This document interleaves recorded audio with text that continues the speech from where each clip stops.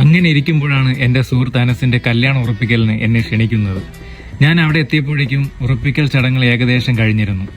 ഏതായാലും പ്രാർത്ഥനയിൽ പങ്കെടുത്ത് നേരെ കഴിക്കാൻ കയറി. അപ്പോഴാണ് ഞാൻ അറിഞ്ഞത് നമ്മുടെ സിദ്ദീഖിക്കയുടെ പാചകമാണെന്ന്. പിന്നെ ഒന്നും നോക്കിയില്ല, ഞാൻ നേരെ പാചകപ്പുരയിലേക്ക് പോയി. സത്യം പറയാലോ, സിദ്ദീഖിക്ക പാചകം ചെയ്യുന്നത് കാണാൻ തന്നെ വല്ലാത്തൊരു ഫീലാണ്. വളരെ ലളിതമായ രീതിയിലുള്ള ഫുഡായിരുന്നു. എടുത്തു പറയാതെ വയ്യ, മട്ടൻ ബിരിയാണി വേറെ ലെവലായിരുന്നു. സൈഡ് ഡിഷായിട്ട് അച്ചാർ, സലാഡ്, പപ്പടം, അതുപോലെ തന്നെ എടുത്തു പറയേണ്ട മറ്റൊരു ഡിഷായിരുന്നു ചില്ലി ചിക്കൻ. എൻ്റെ അമ്മോ, ഒരു രക്ഷയുമില്ല, മസ്റ്റ് ട്രൈ സാധനം. എന്നെ ഇതിനെ ക്ഷണിച്ച അനസിനെയും ഇത്രയും രുചിയുള്ള മട്ടൻ ബിരിയാണി തന്ന് നമ്മളെ സ്വീകരിച്ച സിദ്ദീഖിക്കയെയും എനിക്ക് മറക്കാൻ കഴിയില്ല.